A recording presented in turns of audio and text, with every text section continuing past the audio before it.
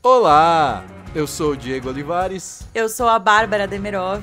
Esse é o Perfil 1LDF, o podcast em que a gente descobre um pouco mais do nosso convidado a partir do livro, disco e filme que marcaram a vida dele. E esse é o nosso entrevistado de hoje.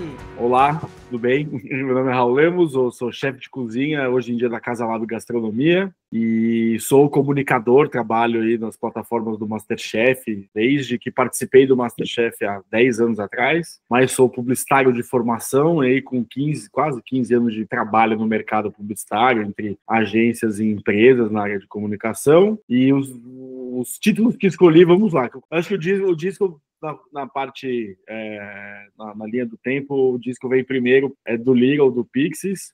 O do livro é O Homem que Matou Getúlio Vargas. E filme, na sequência aí, pra mim, é Matrix. Nesse episódio, a gente entende um pouco mais do que toca na cozinha do chefe Raul. Fui criado ali com os meus tios adolescentes e eles ouviam muita música, assim, a gente ouvia a música o dia inteiro, a rádio ligada o dia inteiro, a galera gostava muito de rock, umas coisas legais, assim. Fala sobre a receita dele para lidar com o público. Eu acho que eu tinha muita noção do meu lugar na fila do pão e entendia um pouco qual eram as estimativas do que estava acontecendo comigo, aquilo ali. Então eu falava, putz, daqui eu tenho que se eu focar e pirar e aproveitar, sei lá, eu vou perder as oportunidades que eu tenho, porque eu sei que isso aqui é meio efêmero, vai acabar. E de como foi sair do mundo da publicidade para pilotar o fogão. Eu tive um pico de pressão de 23 por 19 de raiva, de indignado do que tá acontecendo. Eu falei, não pode ser, cara. Passei mal, fiquei com as mãos tortas, assim, peguei o telefone e saí da sala e fui pro hospital. Fiquei, no dia seguinte pedi demissão e tudo mais, rolou uma comoção com o meu chefe lá. Eu falei, agora eu vou embora. Estamos aqui começando mais um episódio da temporada 2025 e dessa vez a gente sai um pouco do circuito de artistas, jornalistas e pessoas que trabalham diretamente com a cultura pop, né, Bárbara? É sempre bom quando a gente consegue expandir as fronteiras. Afinal, quase todo mundo tem uma relação muito especial com livros, discos e filmes, não importa a profissão. Você aí que está ouvindo a gente, por exemplo, eu não sei onde você trabalha, o que você faz da vida, mas eu tenho certeza que se você chegou até aqui, é porque se identifica com a nossa proposta. Então aproveita e já segue a gente no Spotify, no YouTube ou em qualquer plataforma em que estiver e também no Instagram e no TikTok. Procura lá pela nossa @umlivrodiscofilme em todas as redes. Seja você ouvinte antigo ou novo, a gente quer saber qual é o livro, o disco e o filme que marcaram a sua vida para colocar no nosso quadro que rola todo final do episódio com as escolhas do público. Mandem no nosso Instagram ou no e-mail umlivrodiscofilme@gmail.com, que vai ser muito legal bater um papo por lá. Mais tarde, a gente ouve o participante de hoje. Mas antes, vamos falar do convidado, né, desse episódio, que é um cara de quem eu já ouvi muitas histórias, né, Diego? É verdade. O Raul Lemos é alguém que eu conheço há quase 20 anos, desde antes dele ser amigo do Jacan. Raul, eu falei pra você que é muito difícil para um cozinheiro de fazer 2 vezes o mesmo prato que seja bom e bem feito. Hoje você conseguiu. A gente trabalhou junto numa operadora de TV por assinatura e desde aquela época eu lembro que ele sempre falava de cinema, música, literatura, mas eu confesso que assim como praticamente o Brasil inteiro, eu não fazia ideia de que a sua grande paixão era a cozinha.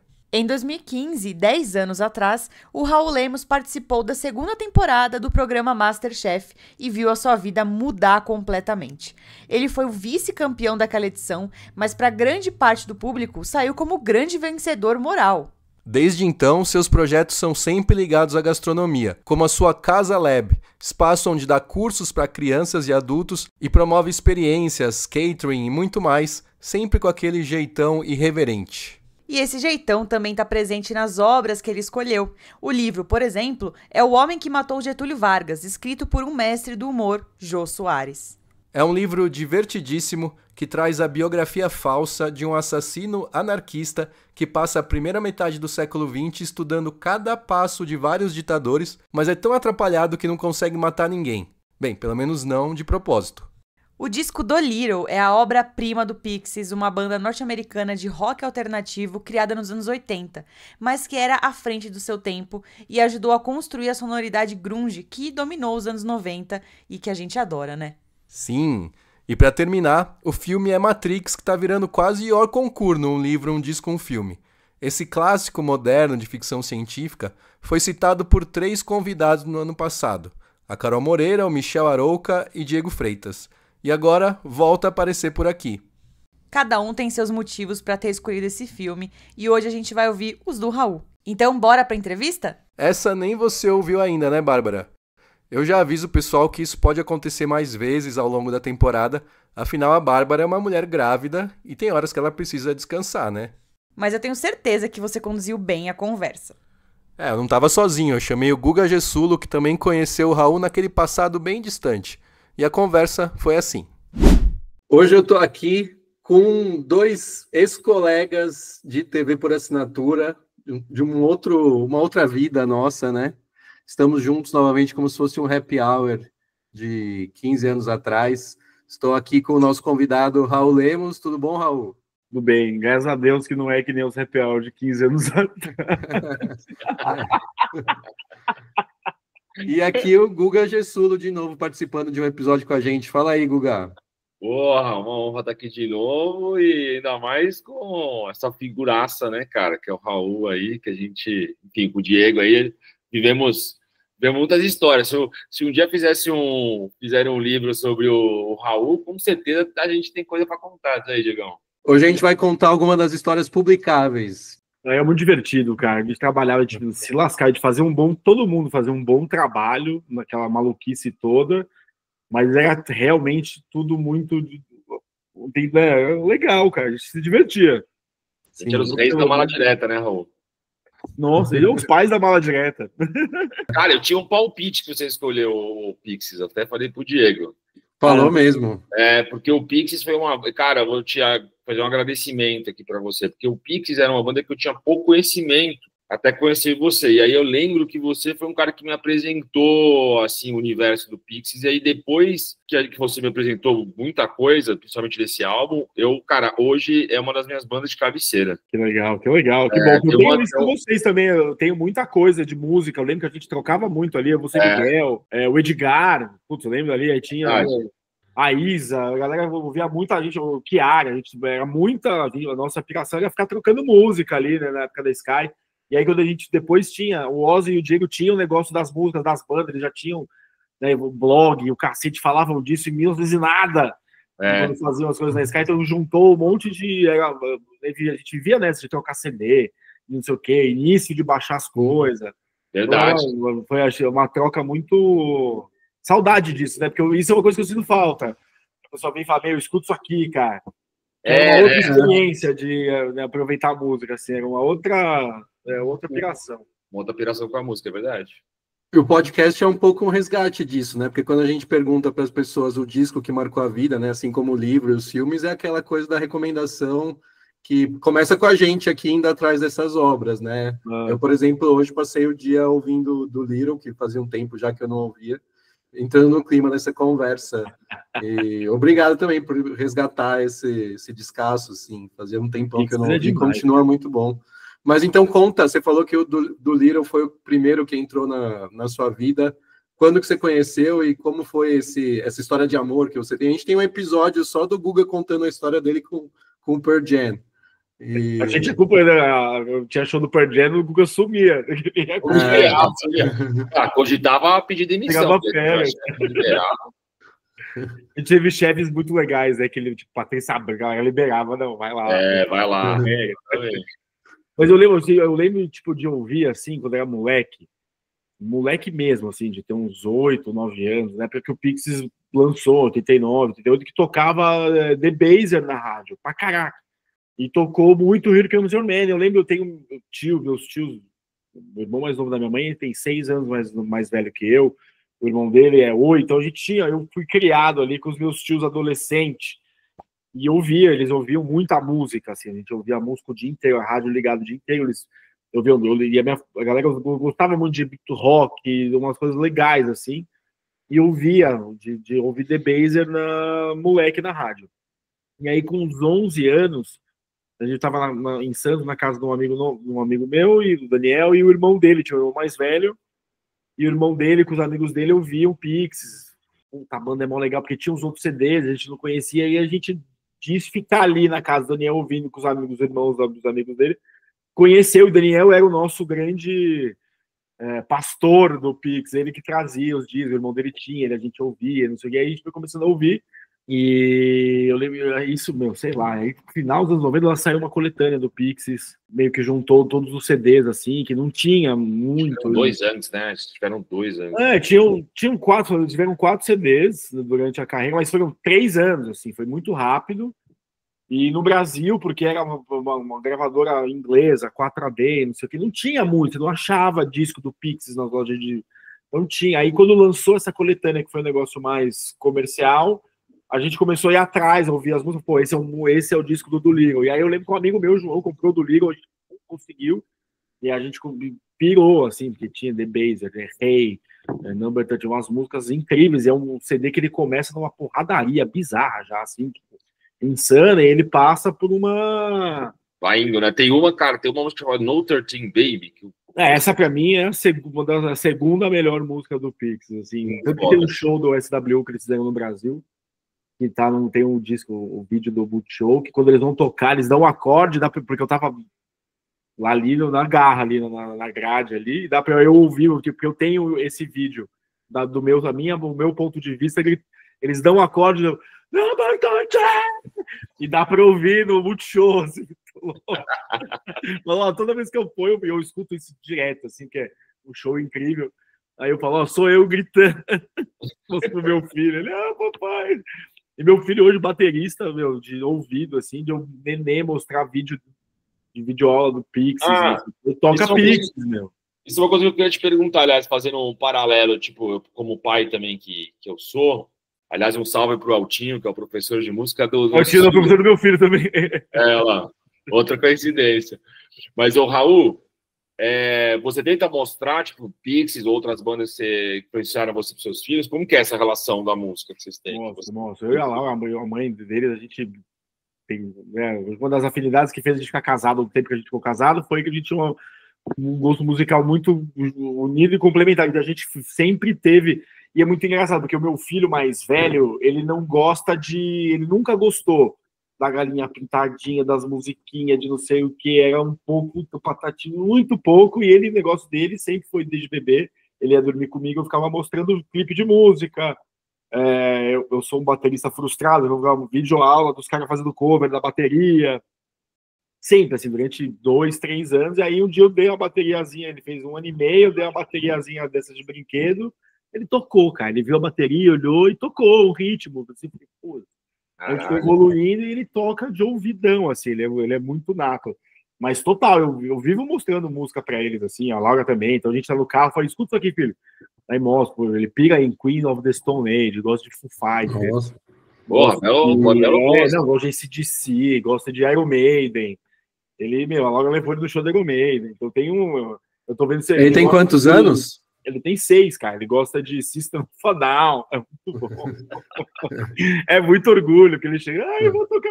Pô, que genial. A minha filha já é criancinha. Ela já gosta do Pão de Quê, do rap do Pão de Quê.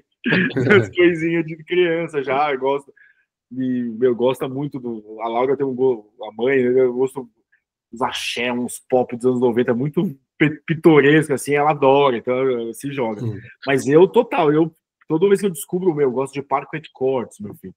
Então eles já ouviram isso? Parquet Courts é maravilhoso. Maravilhoso. Ele é pirado em Parquet Courts, assim. Então eu fico mostrando, olha aqui, ouve isso aqui, olha a bateria dessa música. O quê? Outro dia eu mostrei uma música, sei lá, um Raul, o Gui Borato, das antigonas, um Raulzão que tocava. Ele escuta aquele pó, aí ele gosta. Então ele tem essa coisa com a batida. Talvez eu ponho uma música mais tranquilinha, assim, mais devagar. Ele, pai, põe um rock and roll pesado aí, muito leve isso aí, porque ele gosta desse. Mas eu meto a mão, assim, eu conduzo. Essa é uma coisa que não mexo, assim, tipo, o lado da família dele levou ele pro ser corintiano. Eu falo, tudo bem, eu não vou ficar disputando o time, mas ele vai ouvir o que eu quero e vai gostar de Star Wars. Então, A gente tá nesse papo de paternidade, o Pixies é uma espécie de pai do grunge, né? Total, o Kurt Cobain pirava, o Bowie gostava, os caras do Radiohead, todo mundo, você pensava, eu vi uma entrevista com os caras do Deftones, que eu sei que conheço Deftones por causa de vocês. Dessa época, da Sky. Uhum. Cara, do Deftones falando do Pixies, não sei o que. É muito... Tem um filme no YouTube sobre o Pixies que só conta que é um documentário com todos os caras do rock moderno falando da influência do Pixies no rolê, assim. E aí, saindo um pouco da música, mas ainda tentando fazer um paralelo, né? Eu vi que você faz cursos para crianças também, né? De culinária. A gente Você forma uma nova geração de cozinheiros, assim como o Pixies formou uma nova geração de rock dos anos 90. O que você costuma passar para eles? Como é essa experiência de ensinar crianças a cozinharem? A gente começou a fazer o ano passado, eu já tinha feito, né, para algum pontual, assim, a gente lançou como produto mesmo lá na Casa Lab, que é na Casa Lab a gente tem, né, a gente pega como catering e tudo mais, a gente faz experiência, a gente tem um espaço lá pequeno que a gente faz essa oficina. E aí, o ano passado a gente fez um projeto lá, Tira da Tela, já justamente para incentivar as crianças a cozinhar, muito porque os meus filhos adoram cozinhar, desde pequeno, tanto comigo, quanto com a mãe, eles faz bolo, faz não sei o quê, quer se meter no fogão, as coisas todas. E aí a gente falou, pô, é uma ótima atividade, eu cozinho desde pequeno, sei o quanto me ajudou demais na minha vida, assim, inteira, cara. E aí a gente começou a fazer esses cursos, e a gente dá aula faz macarrão, faz biscoito, bolinho. E a galera, meu, molecada é muito legal trabalhar com criança, assim. Porque eu lembro quando acabou a primeira, assim, a Laura veio me perguntar, a minha sócia, ela falou assim, o que você achou? O que você gostou? Eu falei, eu adorei, eu achei muito legal. Porque a molecada entrou muito na vibe, né? Falava, vamos fazer aqui, não sei o quê, sim, chefe, todo mundo, sim, chefe, e regra, porque a cozinha, assim, nada, ela é meio cheia de regra. E tem essa coisa, né, que ela tem que ter uma ordem, tem que ter um processo. Como é que você vai falar isso para criança? Eu falei, olha, pessoal, vai ser do jeito que o chefe mandar, que eu mandar, todo mundo paga, levanta a mão, fica me olha, responde sim, chefe, tem que fazer exatamente o que eu tô falando, tem que prestar atenção em mim. E aí foi legal pra gente conseguir, eu também não sabia que eu tinha essa desenvoltura toda com criança, eu conseguir conduzir bem, assim, ó. E foi muito legal, porque eu acabei adorando, o resultado foi muito legal, e o legal de ver, eu acho, de trabalhar com criança é o olhar da criança para transformação, porque a cozinha é transformação, né? Você põe ali, é química, né? Você põe aquele monte de fatores, a condição de transformação e você tem o negócio transformado. Então, quando você vê, tirar um bolo do forno, fazer um pão, fazer não sei o quê, e comer, e dar pra mãe, falar, olha, mãe, foi eu que fiz, ai, que lindo. A resposta é meio genuína deles, assim. Muito genuína, é muito, assim, adorei, não sei o quê, você vê se a criança tá gostando ou não. Teve o caso de uma criança que não gostou da atividade e foi embora. Mãe, quero ir embora, e foi embora. As outras ficaram pirando lá, tinham 16 crianças. Uma foi, mas porque não gostou, tipo, também porque não é tudo para todo mundo, assim, como qualquer outra assunto, não é para todo mundo. Aquelas crianças estavam. Mas é um negócio muito legal, assim, de enxergar, de ver de participar desse negócio, de encontrar lá, olha o chefe! E a gente vai fazer, a gente já está com uma fila grande aí a gente teve que criar uma agenda agora, a partir de esperou o carnaval passar, né? Porque o ano começou agora, e já até solta agora essas oficinas aí, porque é muito legal. Legal. E é um respiro para os pais, né? Para ficar lá uma hora, toma um vinho, come um negócio. Sim. Deixa eu fazer outro paralelo do Pix com você, cara, que esse paralelo que o Diegão fez, achei interessante. O Black Francis não era um cara fácil, né? Não. Não era, ele se entediava nas gravações, aí teve a tensão, né, com os integrantes. E assim, a gente viu esse universo gastronômico também invadiu aí a cultura pop, né? Tem o Urso aí, que a gente... Também tem as séries de Doc mesmo, né? Como que era aquela lá que era... Tem o Jet Table, que é... Mas essa tensão que existe na cozinha, eu sei que você acabou de sair de uma cozinha para estar aqui com a gente e tal, como que é lidar com esses vários integrantes de uma banda que tem que tocar no mesmo ritmo? Olha, cara, e é muito legal, porque o Black, assim, essa é uma coisa, você falou, o Black Francis, o vocalista do Pixies, quando a gente teve acesso a conteúdo do Pixies, tem um documentário que chama Quiet, Loud and Quiet, é muito legal, que mostra o retorno, mostra que o cara era chato, eles eram chato, era um povo de gente picuí, não eram amigos, eles faziam um som muito foda, mas não era uma galera que era amiga. E você vê que hoje em dia não tem mais gente nesse perfil hoje. Assim, tem uma galera que está no mercado ainda, mas os novos não estão mais nessa coisa de ser eu sou muito excêntrico, não sei o quê. Hoje em dia você tem que ter um monte de, né, você tem que saber trabalhar em equipe, você tem que saber lidar com pessoas, você tem que ter tato, você tem que ter conhecimento técnico pra caralho, você não pode. Então hoje em dia é um pouco mais difícil você andar nesse clube. Antigamente hoje ainda tem, essa galera tem uma faixa do Melistão já, uma galera mais.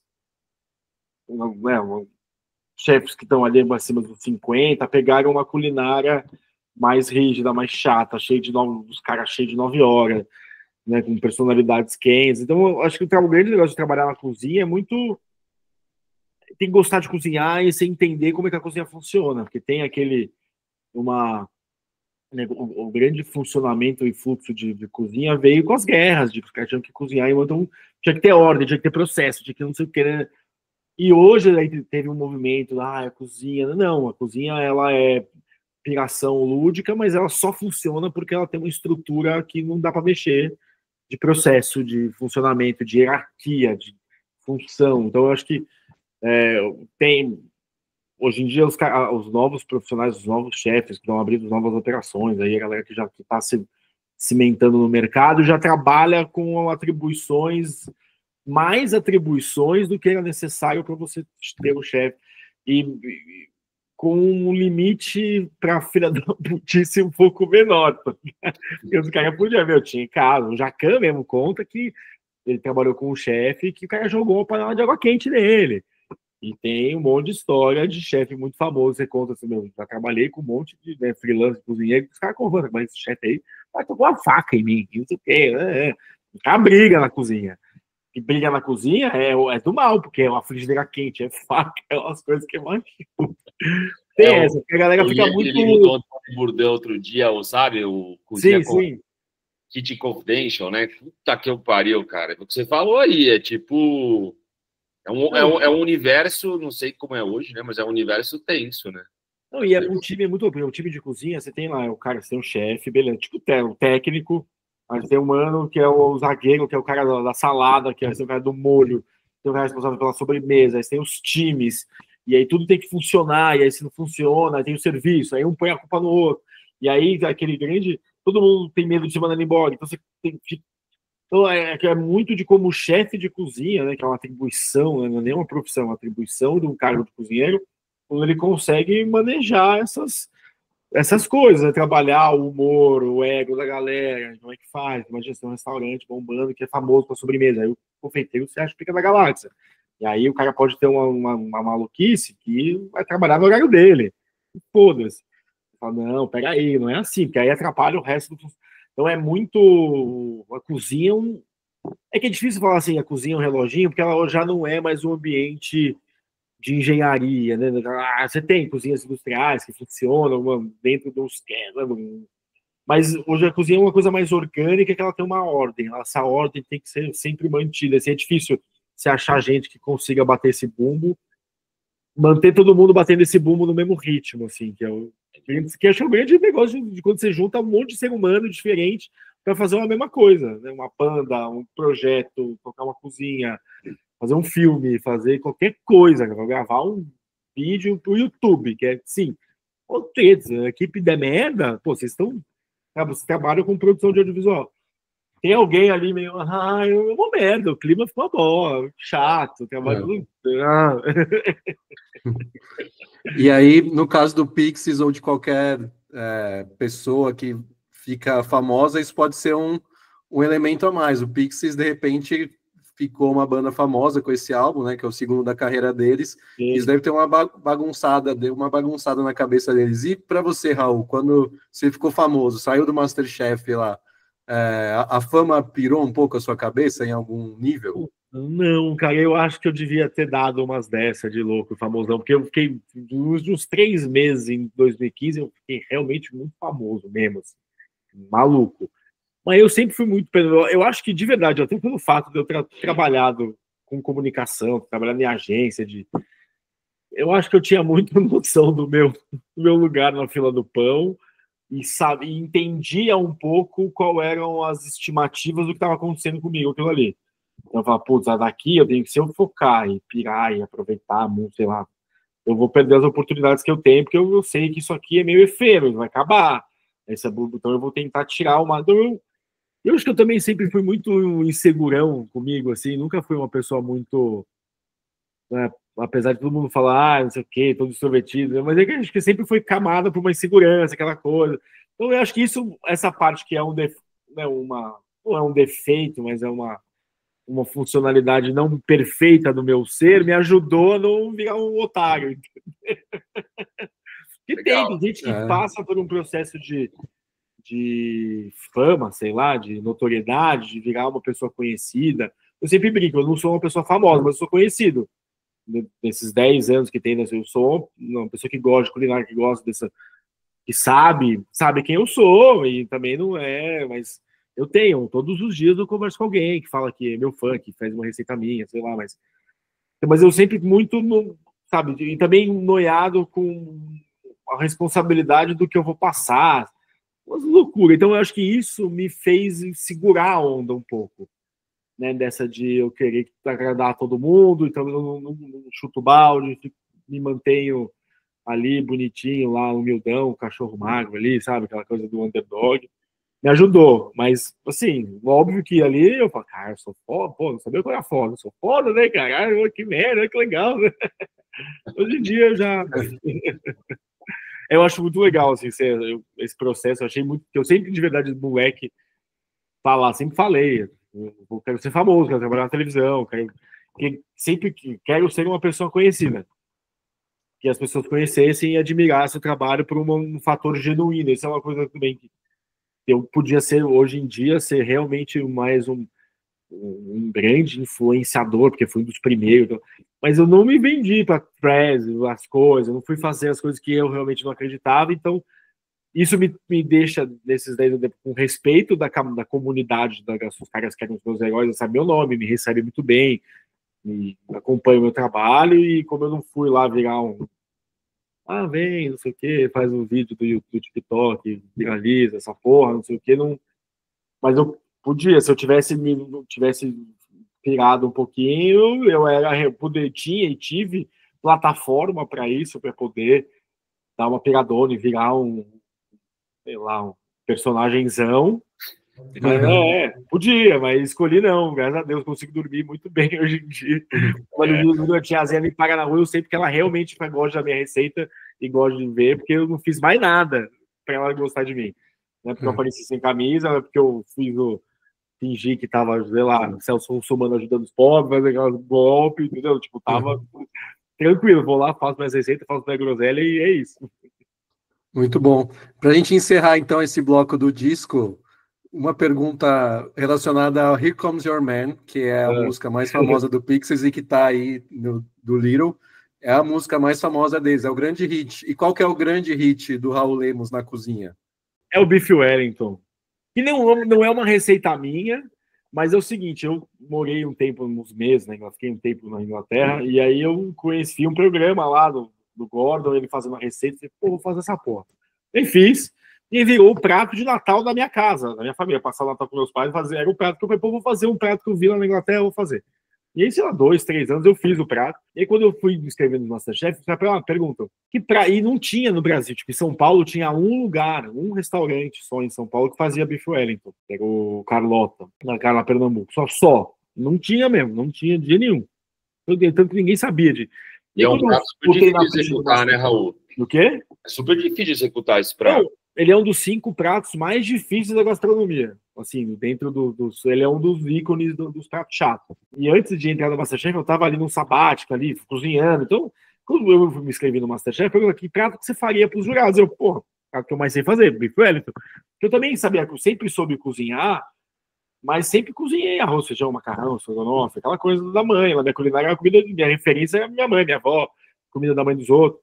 Depois que eu fui viajar, quando eu voltei, que aí eu conheci os pratos diferentes, comida indiana, comida turca, e aí eu falei, mas aí eu botei o Beef Wellington, falei, não, vou fazer o Beef Wellington. Ninguém vai. Eu falei, curry de não sei o que, Beef Wellington, falei uns pratos turcos lá. E aí E na minha ingenuidade dona, né? Só que aí os caras leram e falam, o quê? Bife Wellington? Candidato a Masterchef? Não, então vai ter que fazer o Bife Wellington aqui. E aí eu fiz o Bife Wellington num quarto do tempo que você faria normalmente, que eu faço na minha cozinha hoje, porque eu vendo o Bife Wellington congelado. E o tempo, a gente demora pelo menos umas 3h30 para fazer o Bife Wellington, assim, demorado, tem processo, tem que fazer gelar, isso aqui é chato pra cacete. E aí eu fiz lá, e quando passou e a galera viu o Bife Wellington, bombou o Bife. E aí eu fui chamar para fazer uma tática de gestão lá de under promise over delivery. O que você vai fazer? O Bife Wellington, não é o Wellington, é um Bife Wellington, é inspirado, mas era um Bife Wellington certinho do começo ao fim. E a galera bombou. E hoje, meu, não tem um restaurante no Brasil que não venda Bife Wellington. E todo mundo que você posta uma foto do Bife Wellington no Instagram, alguém vai comentar meu nome. Do Raul no Masterchef. Eu não sei o que, né? Porque ficou muito, tipo, realmente virou um negócio. Tanto que hoje, os filhos dos jantares, a gente vende. No final do ano, eu vendo o Bife Wellington a dar com pau. É muito legal, graças a Deus. Eu aprendi. Hoje em dia eu faço em escala. A gente consegue fazer em escala. É bem legal. Meio artesanal, mas numa escala artesanal. E ficou. Então eu tenho essa...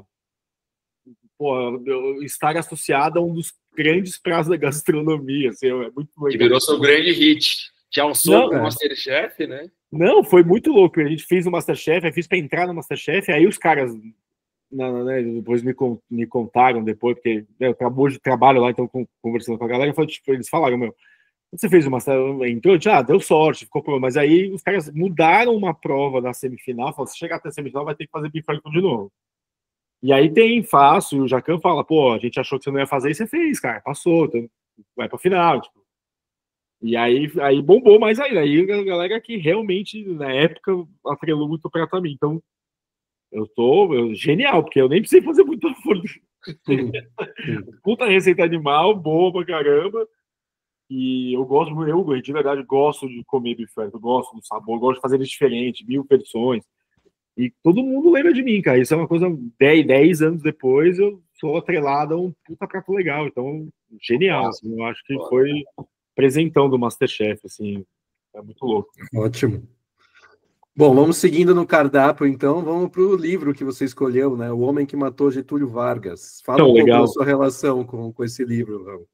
Cara, é muito louco, assim, porque a leitura na minha vida atrelada a uma fase, assim, tipo, foi uma solução para uma fase de pouca opção. Porque eu fui um universitário muito fudido. Muito mesmo, assim, de ficar preso o final de semana em casa, porque eu não tinha dinheiro para pegar ônibus, assim. Então, não dava para fazer nada. Então, e aí, a minha mãe sempre leu muito. Tipo, na casa da minha mãe sempre teve muito livro. Minha mãe sempre teve um bom gosto de livro legal. Eu sempre li, moleque. E aí, na faculdade, eu fui, o que eu vou fazer? Vou ler. E aí, tinha a biblioteca na faculdade, eu pegava livro em casa, então eu passava o final de semana lendo. E eu lembro de quando eu peguei os livros do Jô Soares, então li O Homem que Matou Getúlio Vargas, porque o que me pirou, porque eu não conhecia pouco dessa história da Nova República, dessa fase assim moderna da história brasileira. E aí disso fora que é um livro muito tipo, o Jô Soares tem, né, na coisa do humor, que é um livro de mistério muito legal, é um livro divertido, que o livro é um grosso, mas que você lê ele numa semana. Comi o livro, fiquei doido, né, por causa dele. Eu lembro de que fui conversar com o meu professor de sociologia na faculdade, que me deu outros livros de história, não sei o que, aí eu fui ler o Chateau, aí eu pirei, aí eu comecei a gostar de biografia, aí fui começar atrás de li um monte de coisa do Fernando Moraes, que ele escreveu, tem uma época que ele soltou o livro de um monte de personalidade, então me abriu a cabeça, assim, por uma época que eu não sabia, que eu achava interessante pra caramba, me achei muito interessante da história.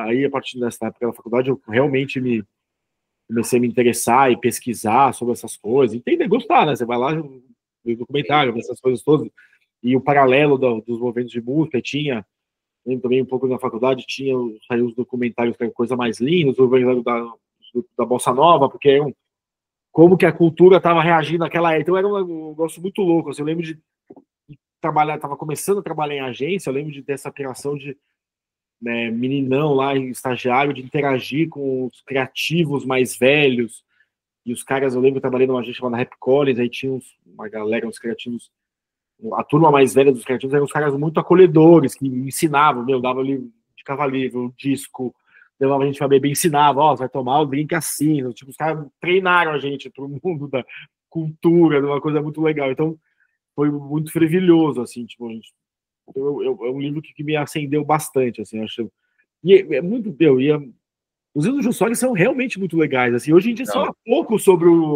essa obra que ele fez, assim, que são realmente muito geniais, assim, cara, é muito louco. Olha, depois, quando eu falou o nome, eu fui pegar o meu, eu ainda tenho o meu, tá lá no quarto, eu tava lendo de dormir, e, cara, que legal, né, porque tinha uma linguagem moderna, hoje é super bom pegar e vai. Ainda mais a falar de moderna, cara. História, assim, muito, realmente, assim, né? A história envolvimento simples, é um jeito meio novel, sabe, meio que depois, que quando saiu o Código da Vinci, que era meio da cena, nossa, que genial, foi, os caras já estavam fazendo isso já há um tempão já, não tem, isso aí já foi feito, já no Brasil há muito tempo já, não tem. Sim, e ele tem uma coisa de ele tem uma coisa de misturar ficção, né, com história real também, exato, né? Porque o protagonista é um assassino desastrado que passa por diferentes acontecimentos históricos, desde o começo da Primeira Guerra até a morte do Getúlio Vargas. Daí eu pergunto para você, Raul, se você tivesse essa oportunidade de viver alguns momentos históricos, assim, quais você gostaria de ter acompanhado de perto? Nossa, já pensei nisso várias vezes, sabia? Que loucura, assim, tipo, o negócio da era do rádio devia ser muito louco, do nada, se ouvir, ter música. Imagina, as coisas deviam ser. O mundo devia ser muito silencioso. Nossa, verdade, totalmente. Né? E pegando carona, Raul, nessa pergunta do Diego aqui, para qual personalidade histórica você gostaria de preparar um jantar? O que você serviria, hein? Que difícil. Ótima pergunta, ótima pergunta. Ótima pergunta. Ai, cara, que difícil isso, cara. Mas, ó, de verdade, eu acho que eu queria sentar uma tarde, assim, fazer uma feijuca ou um baião de dois pro Raul Seixas, cara. De verdade, assim. Nossa. Porque... Tá lá, cara. Não, imagina, fora ele ser aquela... Ele devia ser um cara genial pra você trocar ideia numa tarde, tomando uma breja, com um copo de cachaça com limão do lado, assim, você passa a tarde, começa a cantar canto, não sei o quê. Mas conheceu todo mundo, fez um monte de coisa, mudou o rolê, assim, acho que é um cara que eu gostaria, assim, de... Você falou um pouco do Jô, que a gente às vezes esquece, né, dos livros que ele escreveu, né, porque ele é muito identificado com esse papel de entrevistador. Aliás, todo mundo que tem um programa de entrevista deve um tributo a ele, assim, né? É impossível não ter sido influenciado por ele. E ele é um cara muito ligado ao humor também, né? E você também é um cara bem humorado e reverente. A gente conhece que isso não é um personagem seu, é um negócio que veio lá de trás. Mas teve alguma época da sua vida que você tinha medo de não ser levado a sério, por ser um cara sempre sorridente e sempre humorado? Sempre, né, mano? Eu acho que sempre, de verdade, eu acho que o negócio de ter passado de ter aparecido na TV, não sei o quê, e que as pessoas falam, gostamos de você, ele me deu uma confiança um pouco, mas eu sempre me ferrei por não ser uma pessoa formal e ser... Putz, cara, eu falo as coisas, depois eu falo, putz, cagado. Eu tenho vários, nossa, eu passei por muitas dessas, assim, tipo, das pessoas acharem que eu não tava ali a sério, que eu tava desrespeitando. No próprio Masterchef, até a galera entender que era eu e eu não tava ali pra sacanear ninguém, eu tava só me divertindo sozinho ali. Demorou um pouco, assim, pro povo me levar a sério, mas sempre, eu acho que o grande, desde que eu comecei, acho que foi muito alertado quando eu comecei a trabalhar, que me cobravam uma postura, não sei o quê, tanto que eu acho que os lugares que eu tenho muito carinho, que eu trabalhei, são os lugares que não me cobravam essa porra, eu podia usar essa minha personalidade mais extrovertida, mais leve, eu acho que eu tenho uma patologia com situação braba, assim, eu não consigo. Eu sou o cara que faz piada em velório, que eu não consigo ver as pessoas tristes, sabe? Tipo, não dá, é maior que eu, do tipo, tentar fazer e o riso, a graça, você contar uma piada, pra mim, eu acho que a melhor coisa que eu posso fazer pra alguém é fazer você dar uma risadinha ali, pensar em algum momento, por pelo menos 5 segundos, você fala, puta, filho da puta, é isso mesmo, aí tirar um pouco dessa... Que eu faço isso comigo, né? Eu, quando tô na bad, tô preocupado, ansioso, não sei o quê, eu lembro de coisa engraçada, eu consumo muito humor. Eu sou maluco em Saturday Night Live, então eu fico vendo os vídeos antigos do Saturday Night Live, eu gosto de ver os stand-up das antigas, eu gosto do humor meu crazy, então eu vejo umas coisas diferentes, então eu uso isso para mim, mas eu passei demais, cara, eu tenho, até hoje um pouco menos, porque hoje em dia as pessoas já esperam, já sabem, então às vezes eu vou numa reunião e eu tô cansado, tô puto, sei lá, e eu tô mais sério, assim, o que aconteceu? Você não tá aí, haha, cadê a risada? Eu falo, putz, hoje eu tô, mas tamo aí, não tô na mesma ligação, então as pessoas meio que já esperam, então, mas durante, acho que, sei lá, pelo menos meus 15 anos de trabalho no mercado aí, você tem que ser sério, você tem que não sei o quê, eu lembro que numa época, o meu último cargo em agência era diretor de atendimento, não sei o quê, tem que ser, tem que aparecer, tem que ter camisa, caramba, não, pelo amor de Deus, cara. Não dá. Então eu sempre fui muito quebrando essa coisa. Não ia com camisa para dentro, eu já legalizava, eu ia trabalhar de tênis, eu ia fazendo ia colocando alguns, ia mudando o arquétipo assim para poder ir moldando, você poder colocar, né, as coisas para funcionar. Cara, eu lembro, nós três aqui trabalhamos juntos, eu lembro que teve uma época que podia de bermuda, vocês lembram disso? Eu não peguei essa época. Você não pegou? Lógico que pegou, vocês pegou, pô. Vim de bermuda pra Sky, não, aí depois censuraram, foi rápido, assim, liberaram e a galera começou a dar uma... Mas é por causa das tecnologias. Mas, ô, Raul, aliás, você é um cara também de, frases marcantes, né? Eu conheço uma sua, vou fazer um paralelo aqui com o teu livro, que o Dimitri, né, o personagem, é um cara que tem muita falta de sorte, no caso, né? E desde o tempo que a gente, né, trabalhava junto, você e o Diego, sorte na sorte sempre foi seu mantra, certo? Sim, certo, até cara, hoje. Conta ao pessoal como que surgiu e qual o papel da sorte na sua vida? A sorte na sorte, atribulando os títulos aos donos. Sorte na sorte nasceu, assim, quem concatenou a frase foi meu grande amigo Marcelo Lima.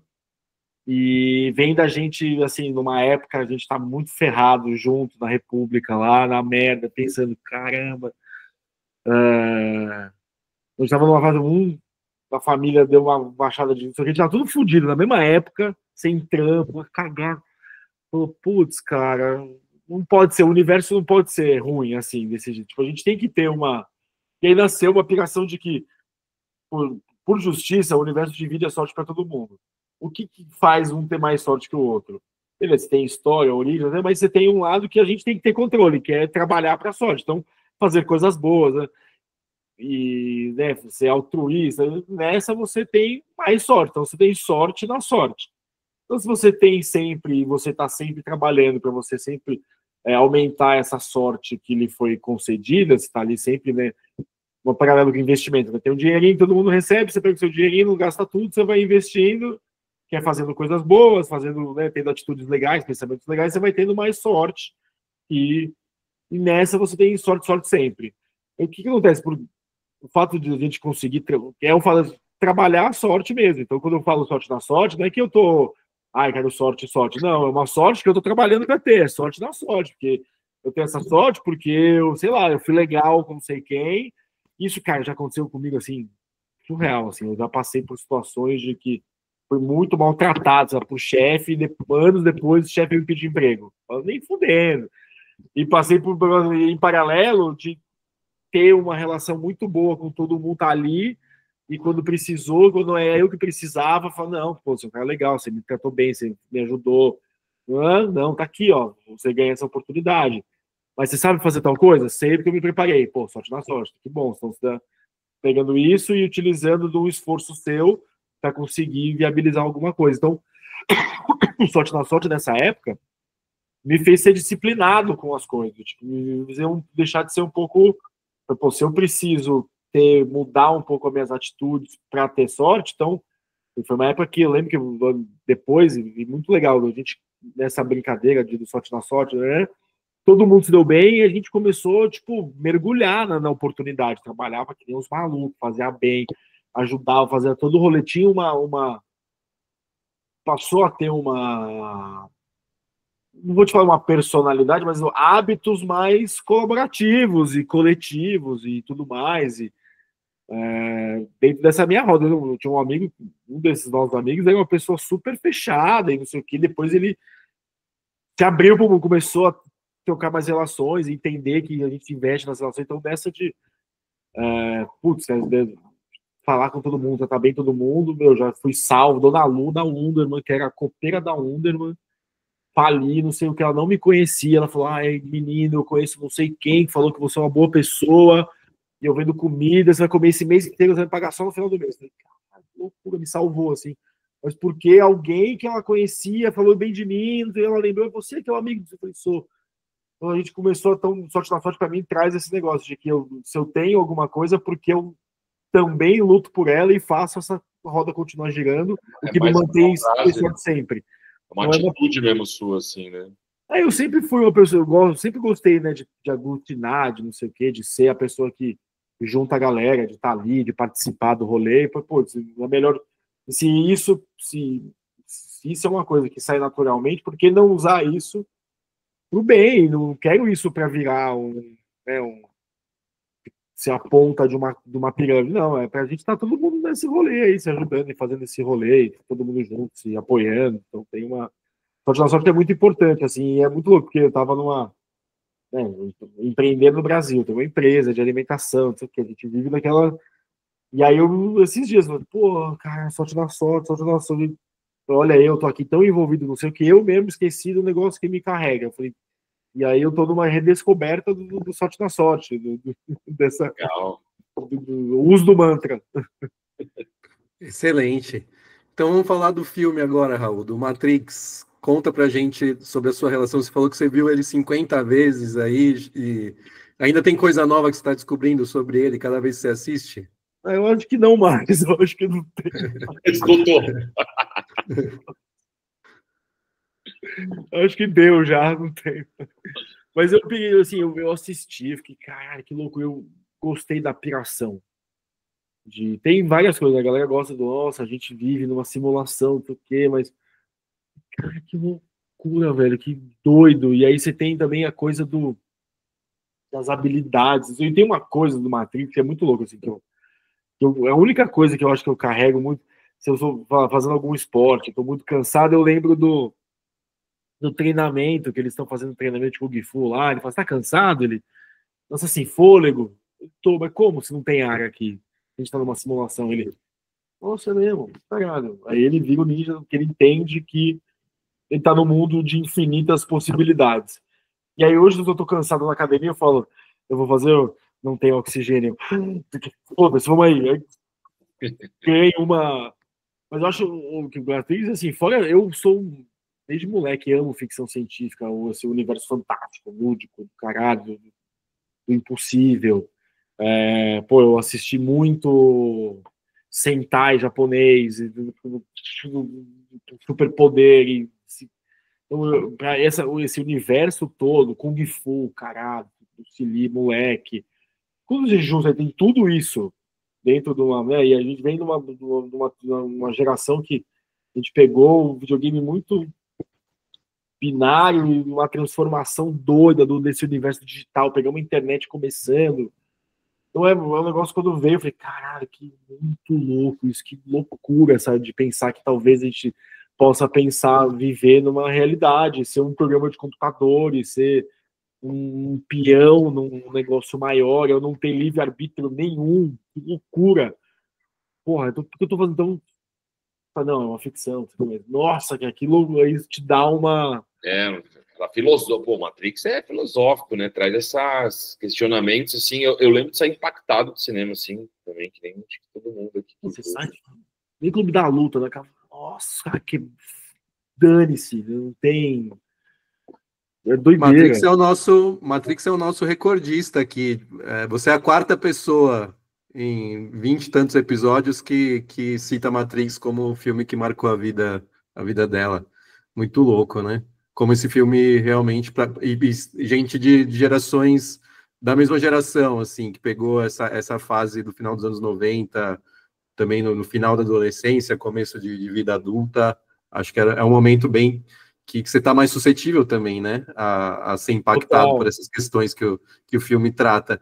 E aí, mais ou menos naquela época, a gente estava para entrar no mundo corporativo, que não deixa de ser uma espécie de Matrix também, né? Total, né? Porque você vai lá ser um peão da vontade do não sei o quê. E aí, você se sentia, quando você saiu desse mundo, você se sentiu saindo da Matrix, e você sente falta de alguma coisa, mesmo que seja do salário caindo todo mês com segurança? Saudade de direitos. Mas... Cara, do jeito que eu saí do mercado, eu me senti saindo dessa... Porque aí eu me vi me analisando umas atitudes que eu tinha, falando, eu fazia essas coisas, cara, que loucura. Eu tinha, né, de você dar, né, aquelas maluquices que a gente faz, eu vou trabalhar doente, foda-se, vou botar minha vida minha saúde em último lugar, vou donhar com as coisas, né, vou adotar um pensamento daquele coletivo que eu não concordo, sei lá, eu me vi, o mundo acabou e eu comecei a ter contato, e aí eu tive, né, encontrar os meus amigos que estavam ainda no mercado, eu falava, caralho, que loucura, mano, não consigo mais enxergar sentido dessas coisas mais, assim. E o fato de hoje, né, faz 10 anos que eu empreendo, que eu sou autônomo, que eu vivo, né, ou da minha imagem ou do serviço que eu presto, Raul. Eu falo, cara, e muito depois da pandemia, a pandemia também mostrou que a gente realmente não tem que ter uma relação com o trabalho, mas sim, eu acho que quando eu saí do mercado eu me vi muito peãozão, assim, da coisa, de um modo operante, de um estilo, eu olhava as roupas que eu já tava vendo umas fotos, falei, caralho, eu usava essas roupas, velho, que loucura, eu gostava de usar isso, que esquisito, cara, que coisa maluca, nossa, quando você se vê fora dessa Matrix, é difícil até você chegar fora dela, né? Porque lá a gente... Eu fico falando, nossa, não, eu sinto, parece que você sai, e o negócio é tão marcante, assim, é um ferro que marca tão forte. Hoje eu sinto falta desse coletivo, de ter esse lugar que você vai lá encontrar as pessoas, você vai lá... Eu descobri que eu gosto de resolver problema. Então, né, a gente sempre foi um resolvedor de problema para várias. O problema é que você precisa fazer uma comunicação para tal. Beleza, vou resolver esse problema. E é uma coisa que eu sinto falta dessa. Mas na hora que eu vejo, eu vou conversar com a galera e falo, meu Deus, e fico vendo as pessoas que estão no corporativo e como elas lidam e a relação com essas políticas da empresa, não sei o quê. Eu fico um pouco meio. A galera tem uns amigos que trabalham numa grande, muito próximo, que trabalha numa grande multinacional, grande de serviço, que os caras, eu brinco que aceita. Você falar um A da empresa, não, puta, a empresa faz o bem, né? Calma, militante. Falei, é a minha piada com essa galera. Eu falo, e aí? Mas meu... Não vou falar que é libertador, mas é uma experiência diferente, assim. Eu tenho... eu acho que eu tive empregos legais no corporativo, pude fazer mais né? Tive empregos chatos, tive chefes difíceis. Mas mesmo assim, eu acho que hoje eu tô muito... Nossa, que bom que eu não preciso mais. Mas também se tivesse que, por força do destino, voltar... Eu acho que antes de ficar maluco de novo, eu aguentaria uns aninhos aí. Mas ia ficar maluco. Eu acho que você sempre foi meio que senil aí, sabe? Assim, um cara que não estava dentro daquele espectro da Matrix, né? Acho que você sempre... Eu acho que tem pessoas que trabalham melhor, tem mais perfil para trabalhar nesse mercado, e tem pessoas que não tem, né? Mas a gente, enfim, vai se descobrindo também no meio do caminho, né? Eu sempre gostei, acho que a gente sempre foi meio, né, gestor de projetos, né, mesmo atendimento, a gente sempre tocou projeto. Tem que falar com não sei quem, para fazer não sei quem, fazer não sei o quê, junta tudo. Eu gosto desse. E hoje eu faço isso na cozinha, que aí eu consigo fazer essas atribuições que eu aprendi no mercado corporativo, comunicação, coisa de processo, de fluxo. Nos últimos 10 anos, nos últimos 7 anos que eu trabalhei em agência, depois que eu saí da Sky, eu fui trabalhar numa agência, aprendi processo, fluxo, e eu depois estava indo para outras agências para implementar isso em outras agências. Então, acabou virando uma atribuição minha, mas como que a gente faz isso sendo humano e sendo legal e fazendo uma coisa cool? Então essa sempre foi a minha... Eu nunca entendi, acho que grande parte de eu ter pirado, né, eu tive o início de AVC numa reunião no cliente. Sabe? É porque eu não entendia por que as pessoas... Gente, é tão... Vamos resolver. Dá a mão aqui, a gente faz agora. Não tem porquê, não. Não tem porquê. Ai, não é meu trabalho. Não, vamos aí, rapidinho, cara. Tipo, eu nunca entendi, isso me deixou maluco. Por que a galera não quer ajudar, não quer resolver? Pô, todo mundo é pago para isso, a gente tá aqui num objetivo único. Por que você não vai parar 5 minutos de me atender aqui? Porque eu não tô pedindo que eu sou chato, porque eu preciso, a empresa precisa.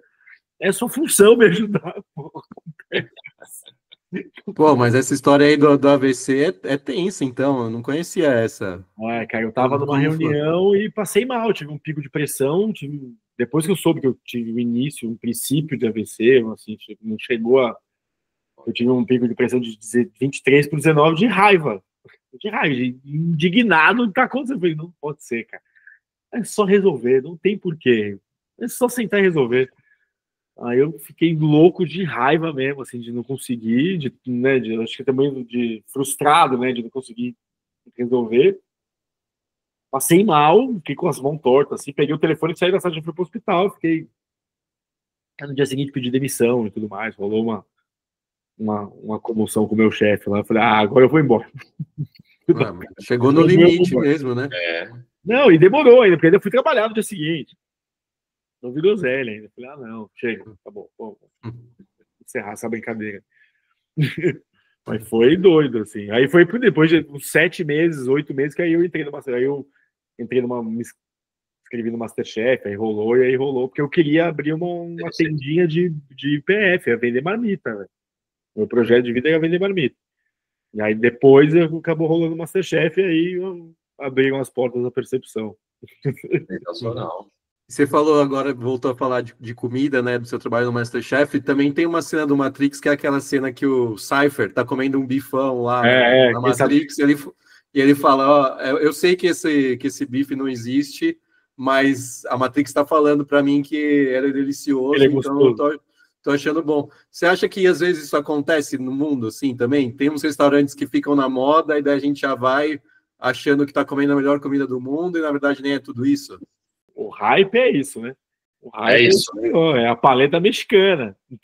A paleta mexicana. É a paleta mexicana, cevicheria. Você tem aí São Paulo é a capital das modas, né? Tem muito, tem. A galera tinha, como é que é, no começo do ano passado, já que eu ficava indignado, que era uma lasanha. Que caiu um negócio branco, né? Obrigado. Umas coisas, bizarras, assim. Aí tinha um idiota que fez um macarrão na taça. Tem, cara, tem que ter, eu acho que tem que ter, faz parte. Não teve aquele também um japonês lá, fazendo japonês sair a fumaça pra tudo quanto é lado do prato de, né? Gelo seco. Bom pão. Não tem experiência, faz, cara. Eu tenho muito do tipo, tanto que quando a gente faz jantar, não sei o que, às vezes eu faço prato, me serve zero ornamento no prato. Aí você põe flor, faz ali uma coisa. E tem alguns pratos que eu acho que a comida é tão bonita por ela mesmo, que eu falo, isso aqui não tem zero ornamento, que a comida é bonita mesmo, tá lá, uma muqueca, porra, lindo, joga uma salsinha. Mas tem que ter, eu acho que tem. Eu vou te falar que eu também, às vezes, a gente usa de compensação. Alguma coisa não dá tão certo, não sai tão do jeito que a gente quer. O bom e velho blá, para dar aquela condução, é outra história. Sim. E assim, isso é uma coisa que eu falo lá para a galera que trabalha comigo, falando quando não, deu ruim, o que faz? Eu falo, para, eu tô contando a história. As pessoas vão comer o que eu quiser. Então tem uma história muito boa. A gente fez eu queria fazer uma batata duquese, que é um purê de batata com gema. Você faz ela bonitinho num triangulinho assim, ela vem um triangulinho que você assa ela, então ela parece uma piramidinha de purê de batata. Super simples de fazer. E aí fomos bater a massa da batata demais. A hora que eu fui colocar no forno, ela assou e ela virou um estufô, assim, ela não ficou sólida. Ela virou uma nuvem, um negócio fofo de batata, assim. E faltava, sei lá, meia hora pro serviço. A gente tinha um jantar lá que a gente faz exclusivo para 10 pessoas. Ferrou, e agora? Eu falei, eu me vi um creme bonito, tinha lá, eu falei, vou montar um 1000 folhas de nuvem. Aí chamei de 1000 folhas de nuvem, que não sei o que, puta golpe, e é o prato que a galera que vê nesse jantar me pergunta até hoje. Aquele jantar foi muito gostoso, mas aquele da nuvem de batata, eu, puta, como é que faz? Me dar a receita? Eu falei, eu não sei como é que fizer. Mas acho que não é golpe não, cara, é criatividade isso daí, né? Você soube se virar ali no momento da... Mas até esse negócio de ser criativo vem de referência, né, cara? Assim, tipo, putz, porque você tem que estar ali, você tem que saber o que você consegue fazer, o que você consegue, né? O que você fez, o que você consegue fazer e da onde as ideias vêm, né? Então, dali eu vi, se eu nunca tivesse comido 1000 folhas na minha vida, eu nunca ia na minha vida materializar na cabeça 1000 folhas. Ele vem muito do legado, mas... O repertório também. O repertório, né? Criatividade é repertório, informação não tem... Uma pessoa criativa é uma pessoa que ela tem muita banco de dados e uma conexão nesse banco de dados até além, né? Para poder vir da aplicação. Eu acho que quando é com comida, com solução, eu sou campeão, cara. Dá problema no serviço aqui, eu falo, vou fazer assim, vambora. Aí é o blá, deixa que eu vou lá e preparo o povo. Aí eu dou somebody love, todo mundo come o que eu tô falando. E vai. E vambora. Mas e gosta, e pede a receita depois. Hã? E todo mundo gosta, o negócio é esse, pede a receita depois, daí você tá ferrado porque você não sabe refazer. Ô, Raul, então, ó, mano. Aproveitando esse papo sobre hype e tal, não sei o que, sua presença aqui, dá uma dica para os ouvintes. Se eles pudessem tomar a pílula vermelha para sair do hype e comer uma comida de verdade em São Paulo, qual lugar, o prato você indicaria? Ai, cara. São Paulo, vamos lá. São Paulo tá rolando um movimento muito bom aí nos últimos anos, que é uma saída do acordo da mesmice, né? Porque eu brinco, eu falo... Por isso que eu dou umas palestras mais técnicas nas entidades mais sérias, assim, os caras querem me matar. Eu falo que existe em São Paulo um acordo velado de fazer comida média. Então, vamos fazer uma comidinha meio salgada, né? E a base de comparação é a gente mesmo, fica todo mundo bem, e o cara circula no nosso mundo, a gente mantém nosso faturamento, tá tudo tranquilo. Aí tem os últimos 5 anos que começou a ter uma galera fazendo umas coisas diferentes, assim, legais. Aí tem o Tantan, o Noodle Bar, vem o Hira, aí você tem o Ping Yang, tailandês, do Maurício, tem o Shuk, árabe, aí tem uma galera fazendo umas coisas muito diferentes, assim, eu fui no Los Dos outro dia, que é perto do Mackenzie, bizarro de surreal, são as coisas malucas. Então tem uma galera vindo com umas propostas diferenciadas, então assim, mas para fazer uma aulona mesmo, seria uma coisa legal.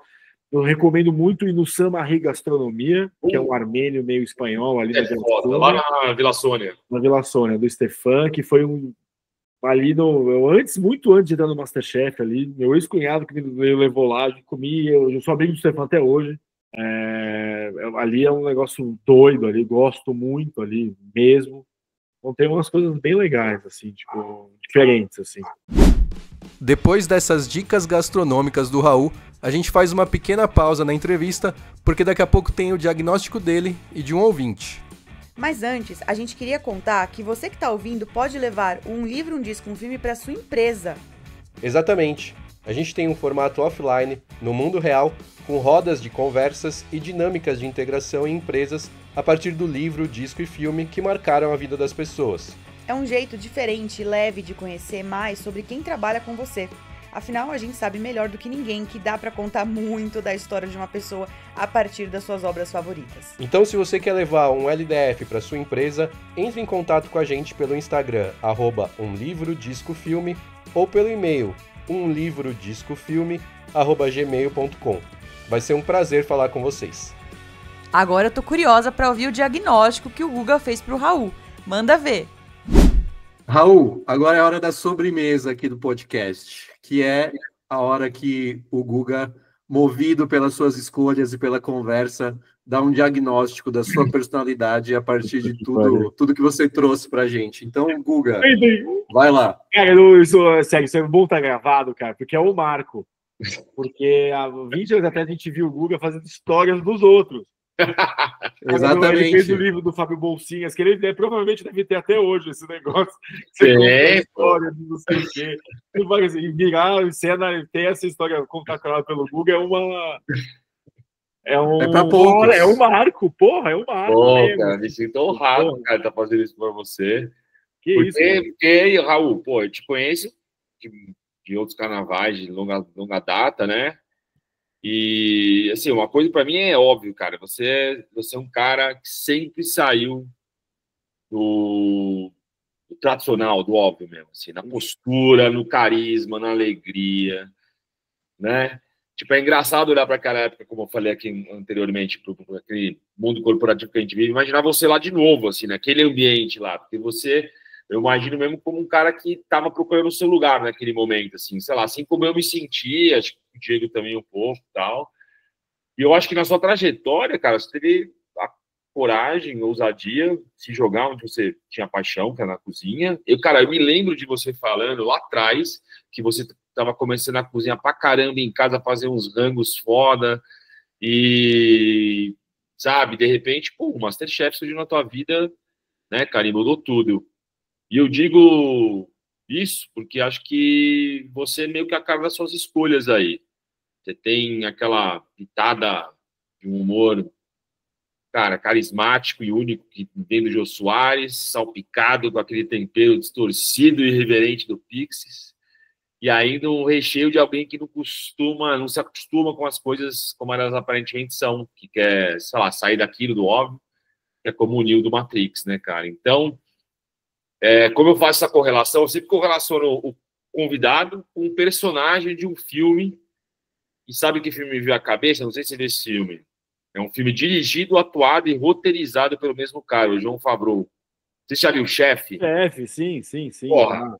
Chefe. Pra mim, você traz... Sério, cara, você traz muito desse personagem, porque acho que é aquele cara que, sabe, tava num lugar ali, badalado, um restaurante badalado de Los Angeles, mas é um cara que não queria fazer, né? Ela sempre não deixava ele inovar no cardápio, fazer as Fazer coisas o que é dele, né? Queria seguir né? as coisas dele. E aí a crítica vem por esse lado para ele, que acaba com ele, é um cara que acaba se reinventando, se encontrando num food truck, mas fazendo aquilo que ele ama, com as suas raízes, com a sua paixão. Então, hoje eu olho para você, cara, eu vejo esse cara conectado com o coração, né? Conectado com aquilo que sempre esteve procurando desde muito cedo. E é isso, você é o nosso... Como o nome do personagem, o nosso Carl Casper brasileiro. Casper, que da hora. Eu vi esse filme, marcou, eu lembro de ver, antes de entrar no MasterChef, eu fiquei, caralho, é isso que eu quero na minha vida. E eu trabalhei, sei lá, uns 2 anos com comida de rua, depois de sair do MasterChef. Hoje a minha culinária, eu tenho essa pegada do como que eu consigo fazer um simples, cheio de 9 olhos, mas é simples. Eu tenho todos os meus subterfúgios para deixar esse simples do meu jeito, diferenciado, mas simples, e tendo essa coisa do contato direto. Assim, eu piro nessa coisa de eu estar cozinhando na frente da galera, de estar tendo troca. Acho que os meus melhores momentos para mim, profissionais, são quando eu estou ali cozinhando na frente de um monte de gente. Ela, cozinhando com gente difícil. Eu falei, não, para mim é o mais legal, cara. Eu tô bebendo energia do povo ali, conversando e trocando, né? Come a comida, que legal, vem, que bom, gostei pra caramba. Eu brinco que o meu KPI preferido, assim, tipo, quando a pessoa come minha comida, é gostoso pra caralho, que não pode ser, tá bom. Tá bom pra caralho, tá animal, puta, nunca comi um negócio desse, que loucura. Eu tenho esse range de resposta, onde o meu índice de sucesso, né? Fala, putz, eu gosto disso, eu gosto do sim. Então, eu tenho. A gente faz baião de 2 hoje no catering. Um baião cheio de processo, cheio de 9 horas. É um baião, mas é um baião. Só, caralho, é um baião. Tem tempero, tem um mix de especiarias feito para ele. Tem um processo para fazer o feijão. Tem um processo para fazer tudo tem uma 9 horas. Quando você junta, é um prato simples. É esse negócio. Por isso que eu gosto muito de arroz e feijão. Para mim, arroz e feijão é um negócio que você consegue dar muita personalidade dentro do negócio simples e comer uma refeição completa. Então eu tenho... Esse é um filme que realmente me inspirou e às vezes é um filme que eu vejo para dar uma... Porque eu tenho coisas também, às vezes eu tô meio sem ideia, meio desanimado, eu vou lá vejo um Chef's Table. Eu tenho um hábito de consumo de conteúdo meio rotineiro, de conteúdo de gastronomia, das coisas, para pegar ideia, eu fico assistindo com o caderninho, mas tem uns momentos que eu tô ali meio bunda ali, que eu falo, deixa eu ver. Aí o chefe é um que eu sempre... E é muito pego já desse pedaço que ele tá montando o food truck, que ele tá testando a receita, que ali que eu já me vi muito nesse negócio. Cara, vai dar certo, ter as ideias malucas no meio da noite, fazer as coisas. O arroz de feijão que você falou é o grilled cheese dele, né? Que ele faz lá, né? Exatamente. Exato, que é um negócio simplão, mas, pô, se botar um pouquinho de técnica, vira um negócio bizonho. E, já fiz pra date, já. Raul, obrigado. Espero que você tenha gostado aqui do papo, do diagnóstico, que você tenha se visto representado aqui nessa conversa. Primeiro, eu tava com saudade de vocês, há muito tempo que eu não os via, e, mano, parece que foi ontem que a gente se viu pela última vez. Muito legal, acho que que é o fato de quando as pessoas se dão bem, e admiro sempre, né? A galera sempre está sabendo o que os outros estão fazendo ali, então sempre acompanhei o que vocês estão, e muito legal, obrigado. Foi quando me chamaram, eu falei, pô, tô importante no negócio aí, porque vocês trabalham no nível com os acessos mais cabulosos. Obrigado por perder. É isso. Animal, demais, assim. Aliás, já marcar um reencontro do povo gente fina, né? Sim, com certeza. E com você cozinhando. Você cozinhando para nós. Essa é a parte mais fácil, cara. Mais fácil do que alinhar a agenda do povo. Poxa, é até maldade falar tanto de comida com uma grávida ouvindo aqui. Mas mesmo assim, eu adorei esse papo. Vamos marcar esse jantar aí.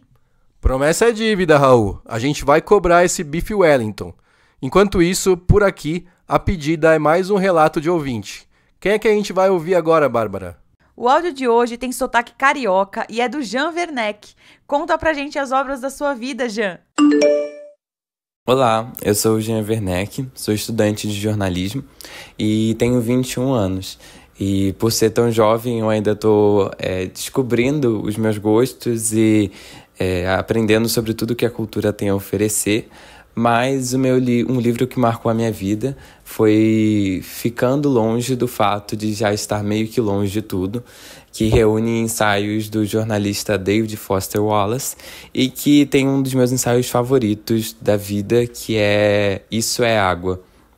Então, foi um livro que me marcou muito porque representa um pouco da forma como eu quero ser como jornalista no futuro. O meu disco favorito, eu vou colocar The Stranger, do Billy Joel, porque ele tem a música que é a música da minha vida, que é a Viena, e também porque eu acho que ele tem uma composição muito bem amarrada entre as obras, né, entre cada canção, e porque eu acho que ele fala de temas universais que me tocam muito como ser humano. E o filme que mais marcou a minha vida, assim, que me fez perceber que eu quero seguir, por exemplo, na crítica de cinema, foi Janela Indiscreta, do Alfred Hitchcock, porque além do Hitchcock ser um dos meus diretores favoritos, eu gosto muito de como ele explora o voyeurismo nesse filme, de como, por vezes, o papel de nós, espectadores, é muito representado no protagonista, né? E foi o filme onde eu percebi que eu era extremamente apaixonado por cinema e que ele ia fazer parte da minha vida por um bom tempo e ocupar um grande espaço nela. É isso. Gosto muito do podcast. Parabéns pelo trabalho. Um cara jovem, mas que não abre mão dos clássicos. O que será que o Guga achou disso? Vem dar mais um diagnóstico pra gente. Fala, Jean, tudo bom? Obrigado aí pela participação. Cara, queria começar falando dessa coincidência incrível. Esse livro aí do David Foster Wallace é meu preferido da vida. Tem vários ensaios ali que eu releio todo ano, cara. O texto do navio é maravilhoso. Pense na Lagosta, o da feira, o Isso é Água. Porra, não tem nem o que falar, né? É realmente uma obra-prima, né? E além de um grande ensaísta, o David Foster Wallace foi um baita de um repórter, né, cara? Um repórter brilhante que deixou marca aí no jornalismo literário. E hoje ele é tipo comparado, né, até ao Hunter Thompson.